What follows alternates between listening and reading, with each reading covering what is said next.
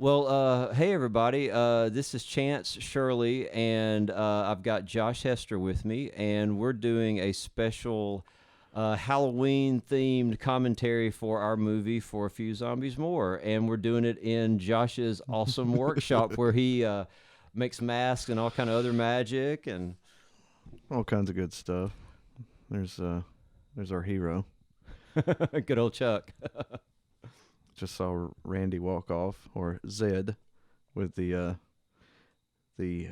sun-dried, bacon-looking appendages off his arm. Yeah, and Randy was actually really missing an arm. Yes. So I built that shoulder. He actually don't even have a shoulder, so we built that on and made it a part of the under part of the costume. And he had like always wanted to play a zombie.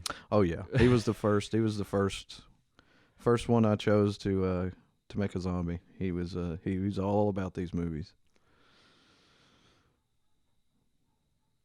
Chuck checking things out, looking for some loot.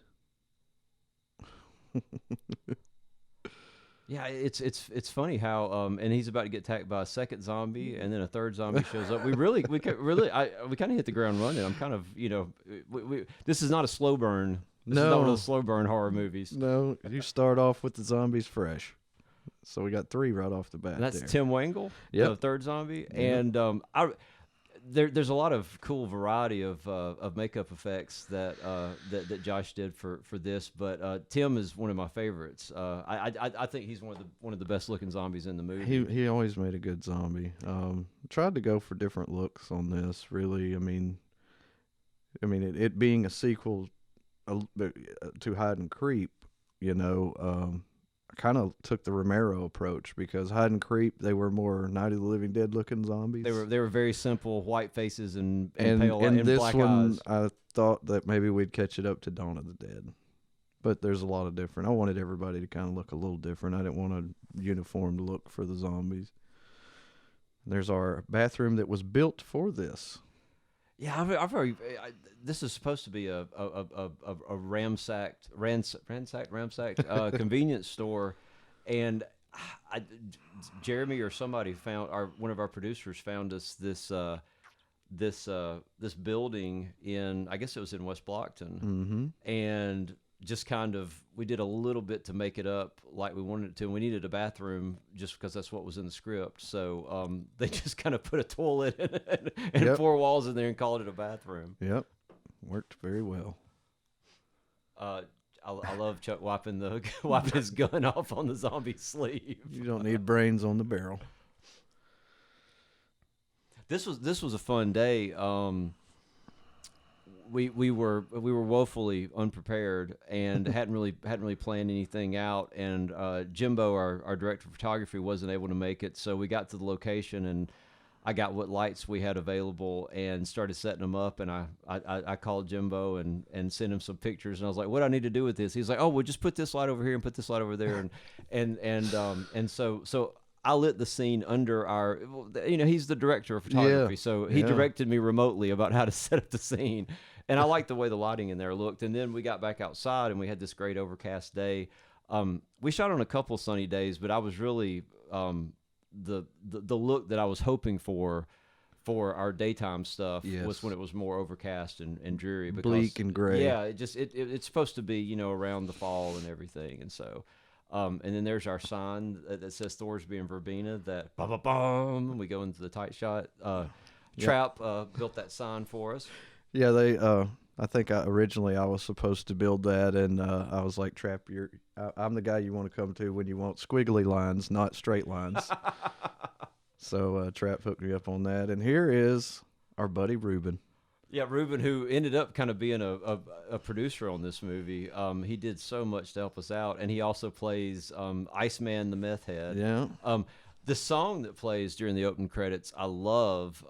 It's from a Birmingham band called Vulture Well. Yeah. And if you go and look at the lyrics, it just seems to be about kind of de-evolution, which I feel like thematically, works really well with the movie. It's watch a man turn himself into a monkey again. Is one of the lines. And I always thought that that song really fit the beginning of the film. And it just rocks, you know. I mean, I can imagine a couple of meth heads like, you know, cruising down the road, you know, just like, yeah, yeah.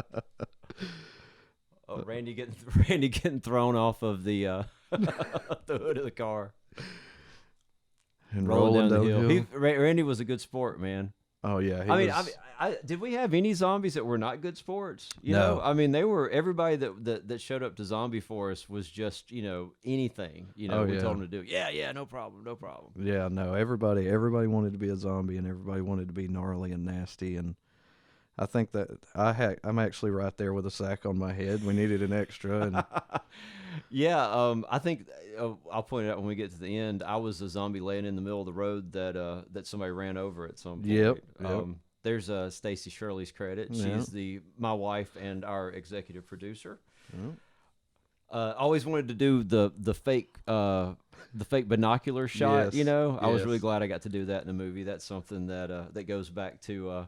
Seems like they used to do that always like on old TV shows, like, you know, the $6 million 70s and Man and 80s, stuff. yeah. Yeah, it was always and of course looking through binoculars, it does not look like that. no, but for film purposes, it does. Yeah, it's like, hey, audience, this is a binocular shot. Yeah. Oh yeah, here we go, and we're gonna pan over to. This is our big budget shot. It's a crane shot. We're gonna lift up, and then we've got an actual wrecked airplane that. Good we heavens. drug out to this place from First another of all, location. somebody said, I guess it was Ruben, said, hey, you guys want like a crashed airplane? And we were like, yeah, we want a crashed airplane. And then we had to move the thing, which was not easy. It was heavy. I always tell people, you know, Ruben is magic and can get you anything. The first time I met him, he was getting us a plane. And then Stacy said, I can't believe you dragged that plane out here and you're just going to use it for one shot. So Yes. we used it in the background of this shot. Yes, so it's in so it two made shots two now. This is Catherine, our lead heroine, eating an old Twinkie. I figured in the apocalypse, you know, 10 years after everything is kind of gone to crap, you know, the only good processed food that's still going to be around is going to be Twinkies. Twinkies you know? still hold up. Twinkies still hold up. Yeah. And here, I believe she will be speaking with Mr. Jeremy Krausen. Yep, this is Jeremy's hand and Jeremy's voice. Jeremy's one of our producers, and Jeremy did a lot on this movie. He did location sound, which we ended up re-recording most of that because there was always noise and a generator. You know, It's hard to get away from civilization when there's supposed to be no civilization. Exactly. This is great. This zombie here is actually Josh's sister Jerry that just got shot in the head. Great headshot, Josh, by the way. Love that headshot. I was very happy with It's that. in the trailer. It came out really good. Jerry is probably in this movie. Oh, like she was an all-star. 5 different characters. Yeah. If you watch the credits at the end, Jerry Hester just keeps rolling by because she did so many parts. Yeah, and even when she wasn't acting, she was helping behind the scenes, so she was all around. Yeah, she's about to show up here as not a zombie, as one of the gang members, one of the zombie eaters that are going to come after Catherine. Catherine's trying to change a spark plug.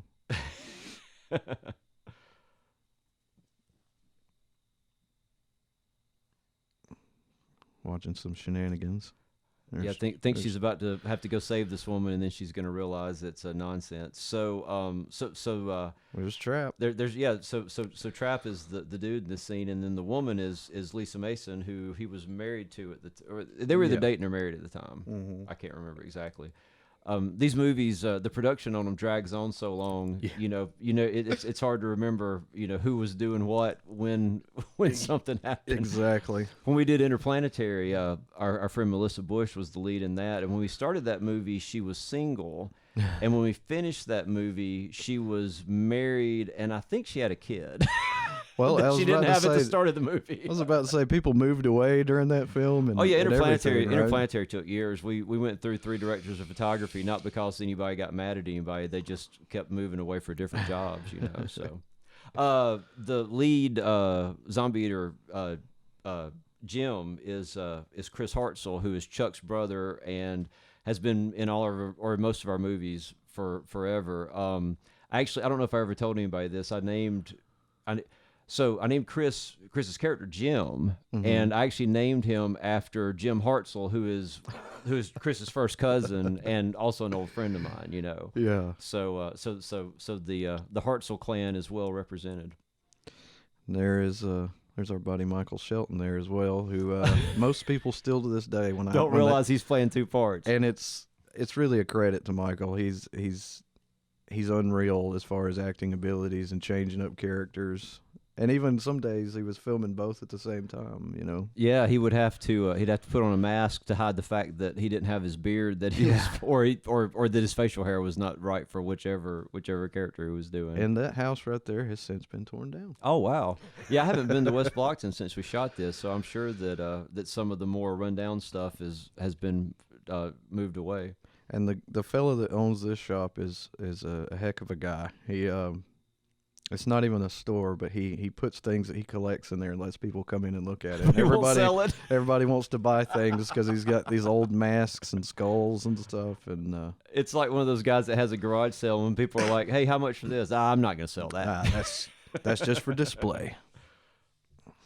And there's Michael. So Michael is looking at Michael. Michael on the roof is playing Lee, and then Michael on the street is playing Clint. It's pretty amazing. So if when those zombies are walking out the door there, if you pay really close attention, you might notice the lighting is off, and that's because this day took so long that by the time we showed them exiting, it was dark outside. So I had to turn the movie lights on and try to make it look like daylight, and I never really pulled it off. But nobody's complained. It's a quick shot. Nobody's complained about it. And if you notice that zombie that just fell there, there's earlier. Jerry as a human, and she's about to get bitten by a zombie. So bye, Jerry.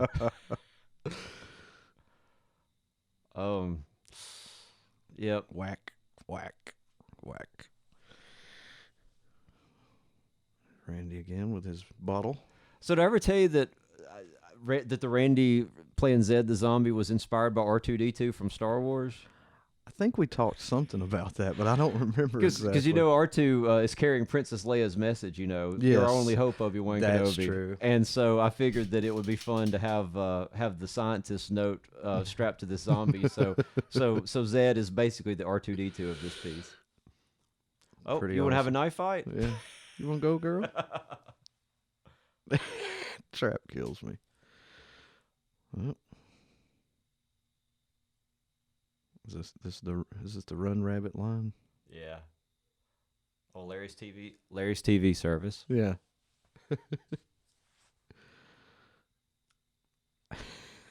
Trap cracking a skull. And this was first thing in the morning. I had to make these brains edible first thing in the morning, so I've got a cooker on the sidewalk with banana and oatmeal and food coloring, and poor Chris Hartzell. It was edible, but not necessarily tasty. Not tasty. Right at after all. we cut on that, he spit it out. We also had to do a couple of separate takes, so he wasn't happy about that either. I think this is Jerry's car. That's Jerry's old car. I think she had already sold this one by the time the movie was finished. You can't go wrong with a Honda Accord, man. No. Oh, well, and since the movie is set 10 years after a 2004 AD zombie apocalypse end of the world thing, we had to be careful with the cars. We had to basically find stuff that was made before 2004. Yeah. Luckily, none of us are particularly well to do, so we've got plenty of old cars between us. Yeah. There's the Birmingham Welcome So Center. the Birmingham Welcome Center is not really a Birmingham Welcome Center. Did those letters up there Jimbo didn't post? Right. Yeah. So that's a digital effect, kids. Fancy. Oh, and this is the post-apocalyptic rock band. So that's me on drums. I didn't do any cameos in Interplanetary because I forgot, and in this movie I ended up doing like 2 or 3. I love this shot with you just holding the gun behind. Like what? Yeah, I'm playing the cliche, not very bright drummer in this one. So the girls in the band, that's Jackie Lowe on bass. She's in a band right now in Birmingham called Dree. It's Dree Lear, I believe it is. I think it's Dreeleer. She plays guitar in that band, and they're like really loud and rowdy. They're really good. Janet is an old friend of mine. I used to play with her in a band called Delicate Cutters, which, as far as I'm concerned, is still together. We're just on a very long hiatus. Every time I see Janet, I tell her we need to play a show. But they're both really really great women and really great musicians, and I'm kind of still surprised that they were willing to be in our silly little movie, because they've got other things going on.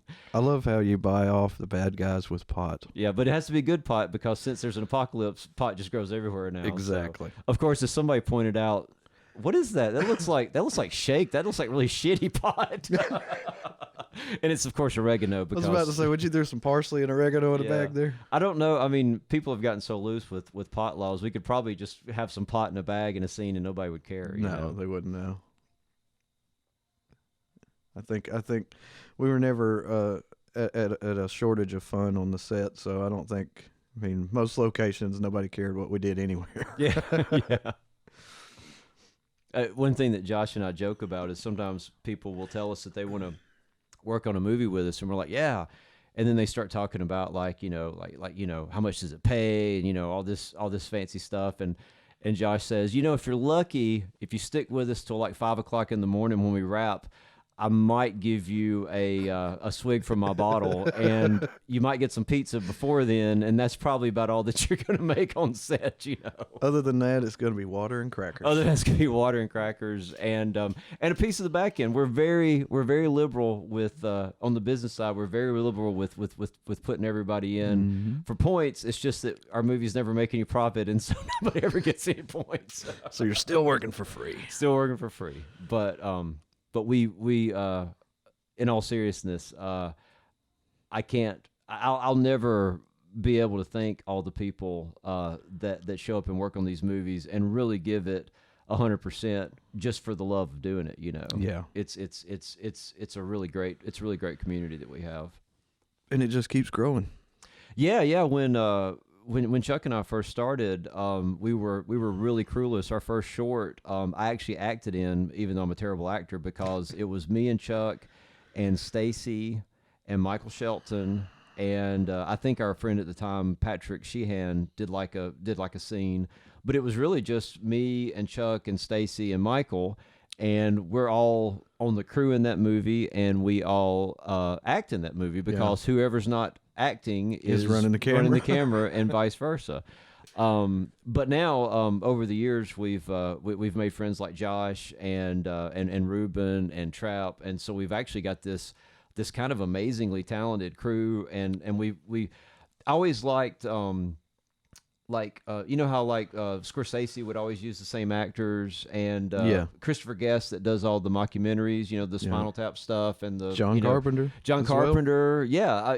Jamie Lee Curtis is like, even in John Carpenter's early movies where Jamie Lee Curtis isn't acting, she always does like a little random voice. There, yeah. I was watching Halloween 3 the other night, and she was doing she does this like it's some like, maybe it's like a PA announcement. It is a public service announcement. It's a public service announcement. Curfew. The curfew in that weird ass town, but. We could do a whole, I'm sure Josh and I could do a whole separate commentary just about how much we like Halloween 3. Yes, absolutely. Trying to sell Chuck on the plan. He's not having it. I just want to find some movies and go back and drink some homebrew. Yeah, this location that's supposed to be the Vulcan. So Vulcan is a real giant statue in Birmingham, and it's lovely, and there's a very nice park there, and there's a walking trail, and there's a gift shop.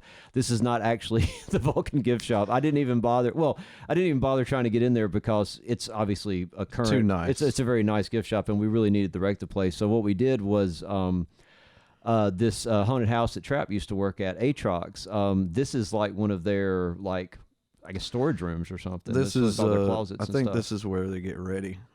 It's kind of it's in like the a front prep of the room. building. Yeah, like a prep room, yeah. And we'll talk about Atrox more as the movie goes on. I actually had a makeup class in this room years ago. Taught one or went to one? Went to one. Oh, wow. Long time ago. When I first got the opportunity to start working with you guys, I was like, okay, I got to brush up. Take a class. Well, Chuck and I still haven't went to any movie making classes. So we're School of Hard Knocks. Yeah. I did want to say too, we was talking about Jeremy Krausen earlier, and him, playing what was it, Bob? What was the character's name? Bob, the one in the something Bob. My name's not really Bob. Yeah, I'm trying to think of the name. Trader Bob. Trader Bob. Yeah, Trader Bob. And but Jeremy also wrangled all the guns on this. He was our firearms guy. He was quick draw McGraw. He was on it. He got all the Jeremy has it'll show up later in the movie. It's like an AR-14 or an AK-47. Yeah, it's like a serious like fucking assault gun. Yeah. Oh yeah. We was not short of firepower. Now we had blanks though, so we of would, course. if anybody was to happen upon us, we couldn't defend ourselves other than beat them with the rifles. But we had plenty of rifles. Well, kids, blanks are dangerous. So we could have walked up and fired a blank in a guy's face and really burned him really badly. But I would not. You have to be careful with. But I like. We're all over the place. But I like having real guns with real blanks on set because even though there's some danger there, I think the actor who's pretending to shoot a gun that's a real gun with real blanks in it, they need to feel it. They need to feel it. And when you're just going pow, pow, pow and you're just going to add it in with CG later, shooting a real gun, even with blanks in it, scary, Yeah. I mean, it's loud and there's a way that people act when they know that they have a real gun in their hands and they have Absolutely. to be careful with it, And there's a Chance the horse. How crazy is that? In all the gin joints in all the world, Chance the horse shows up on Chance's movie And set. he was just as temperamental as you are. I like to think that I can take a little bit of direction, unlike the horse. No, you take direction better. But he's a really pretty horse, and that was another thing. I guess Jeremy had found somebody that was nice enough to bring their horse out and let us basically ride him around all day. Because the first horse fell through, didn't it? That's right. Yeah, we had to reschedule. I'd forgotten about that. We had to reschedule the horse day because of something. And they're just chomping on. That's a great thing. If you need a horse to just sit around and chomp on grass, you just put him by the grass and he'll do it. So this is a bit of a trick. This is an entrance to a storm cellar somewhere down in West Blockton, and then when you get downstairs, this is actually Trap's old basement in his old house. So the actual storm cellar was awesome, but it was probably 10 square feet. We wouldn't have been able to have a shootout in there. Well, No. It would have been a very short shootout. Everybody would have died because there would have been nowhere to hide. A little movie magic there. Now, do you remember what film is playing on the TV? Yeah, that's The Phantom Planet. It's a public domain movie. So that's why we're showing it. Got to be safe. We could have gotten really cheeky and had Interplanetary playing. Chuck just couldn't have been watching himself on screen. Dude, it's so meta. Yeah, I've tried to figure out if there's any shared universe with our three movies. Obviously, the Hide and Creep and this is the sequel, so they're in the same universe. And then I was like, so does Interplanetary happen in the future after they solve the zombie problem, or is Interplanetary just a movie that you would watch in is it just a fictional movie that you would watch in the Hide and Creep world? Though that wouldn't make any sense either, because they would have never made Interplanetary, because after everything went to zombie crap in 2004, there could have never been. I'm probably overthinking it. I think it was a movie that was for rent in Chuck's Super Video World. I think that right behind Chuck, that white VHS box, I'm pretty sure that's a Fantastic Four Roger Corman bootleg. And you actually loaned me that when we left this shoot. Did you ever watch it? I did. It's pretty I bad. absolutely loved it. It was so horrible. It's not great, but it's better than all the other Fantastic Four movies. Oh my God, for sure. Made. For sure. And now, having said that, I'll never work for Marvel. No. Because they'll be like, you badmouth our movie. That's like, okay. I love Marvel and I love Fantastic Four, but the movies have been disappointing. It's such I could do a whole commentary on how great Fantastic Four is as a property and how nobody's ever really got the movie quite right. She's still trying to sell Chuck on the idea. And she drops that letter, which will come into play later. I love how he's willing to drink warm beer to have electricity to power his movies. Oh, you gotta have priorities. I mean, super, super, super duper. And then, this is where he's explaining 28 Days Later, which is not a zombie movie. And I can't remember who came up with that bit where they're talking about it, and he goes on this big explanation and rant, and she's like, "So, your whole plan for surviving the zombie apocalypse is based on a movie that's not even a zombie movie," and he's like, "Yeah." She just totally busts him on it. Well, if you want to, what do you say? What if you want to put it like that? Well, when you say it like or that, when you say it yeah. like that, that's it. And here we go. It's the Batcave reference. Yeah, the lighting here goes to, like, I guess we were pretending that like moonlight was flooding the room so you could still see people, but it would really just be dark in there. Well, he's got a ventilation hole up top. Maybe that's what it is. There's a sunroof or a moon roof. Yeah. Give me that beer first. But the kind of we were talking about Halloween 3 a little bit earlier. One of the big our basic attitude toward lighting was we were trying to make it look like a Dean Cundy movie. Obviously, it's going to be hard to look. Dean Cundy was a genius, or is a genius, so it's going to be hard to top that. But we really went for colorful lighting and a lot of backlight and a lot of top light, like Cundy likes to do. And of course, with all the colorful lighting, it kind of brings to mind, Argento and the Italian stuff as well. Absolutely. Anyway, here's a shootout where most of these guys are shooting real blank, so it was really loud. Everybody was wearing earplugs. Had to clear everything with the neighbors first. Yeah. Trap went to his neighbors. He was like, "Hey, if you hear any gunfire, don't call the cops. It's not anything bad." And it was so loud in that basement. Oh my gosh, yeah. That's I don't know how. I mean, and we really didn't. We really probably should have played that up a little bit more. In movies, they're always having these shootouts, and everybody's blam blam blam. Mm-hmm. You'd be deaf by the end of a shootout. Oh yeah. It's so insane. Well, I like it when some of the movies they give you that ring. Yeah. They always do that on Archer. Yeah. Every time, Archer always complains about his tinnitus from all the gunfights he's been in. Yeah, I had to find all those beer bottles and tear the labels off of them so we wouldn't have any copyright issues. Yeah, I swear sometimes it seems like half of filmmaking is just like, hiding logos and stuff. It really makes kind of the only reason I really want to make like a major like studio movie. Yeah. It would be nice because they would just get like, clearances and sponsorships for all that stuff. And it's like, don't worry about hiding the Coke can. We'll just get Coke to like, pay for product placement. That was my hands throwing Chuck out. It's so funny when I watch this. It's See, like, and I forget that because it plays, Yeah. It's like, oh well, in the moment of the edit, it feels like, oh well, Chuck was getting dragged upstairs and then somebody pushed him out. But in actuality, nobody was left that night except for probably me and Josh and Chuck and Catherine and there's the body table. Oh, that's such a great gag.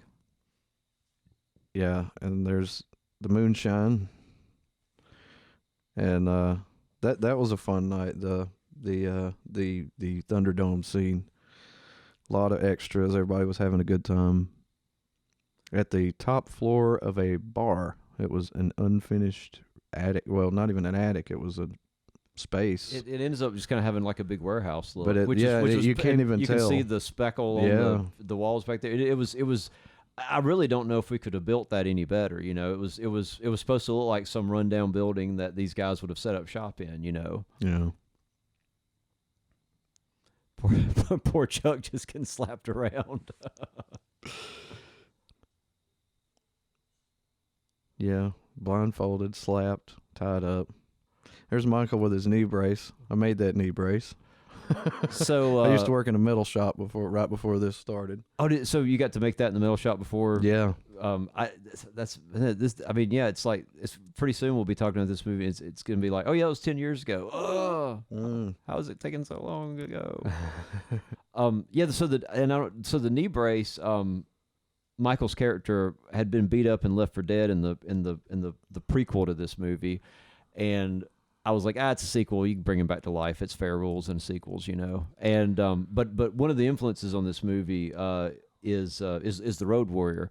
That and Escape from New York are like the two big like great to me great post-apocalyptic B movies, And I always liked that Mel Gibson that Mad Max had a knee brace because he had gotten beaten up in the first Mad Max movie, in the Road Warrior. So I kind of I don't remember if I'd written that into the script or just talked to Josh about it, but we ended up having a cool Mad Max brace for Michael. I just remember with all the action, there would be, I'd come in to set and he'd be like, "Hey, this thing broke off." It's like, okay, well, let's fix it. That's another thing people don't realize about movies too, is you spend a lot of time like repairing wardrobe and repairing props, because you build stuff to look right, and then it doesn't necessarily hold up to like you don't realize how much of a beating it's going to take, and then the next thing you know. Oh, don't even get me started on all the spacesuits in interplanetary, man. Those things are falling apart every day.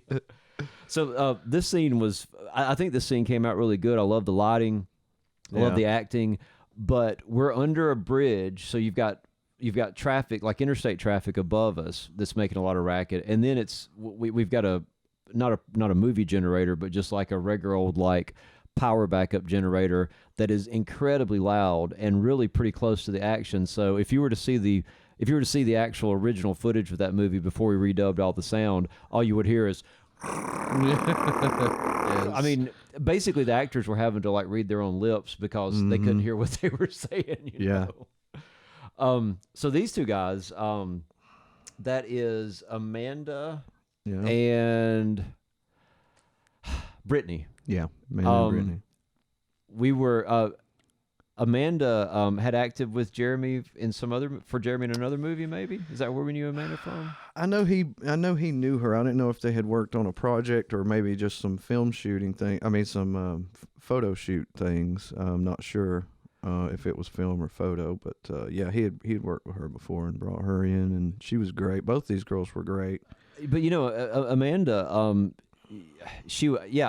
We didn't know anything. I didn't know anything about her until she showed up to play, which is it's a really small part, and she's just so good, you know. I mean, she really did. And then with Brittany, she was like a friend of the guy that owned the bar that we were shooting those scenes in, right. and he was like, "So you guys need any extras or any other actors or And I'm like, "Yeah, we're looking for like kind of post-apocalyptic biker babes." He's like, "I got a friend who's got a mohawk," and I'm like, "Are you kidding me?" Thank you. And he's like, "No," and I'm like, "Well, yeah." And so she shows up with an honest to goodness, like post-apocalyptic mohawk. It was so amazing. And they had not talked about what they were going to wear. They both brought things that were so different, but they went together. Yeah, I mean, they look it was like leather and lace, basically. They look like birds of a feather, you know. And obviously those girls are good sports because they basically show up in their underwear, and then Josh has to cover them up with blood and dirt. Yeah, that was a difficult job. We had dirt the first weekend. Actual dirt. And it looks like we are coming up on a commercial break, so we will let you guys watch the end of this debate between our two lovely characters, and we'll see you when we get back from commercial.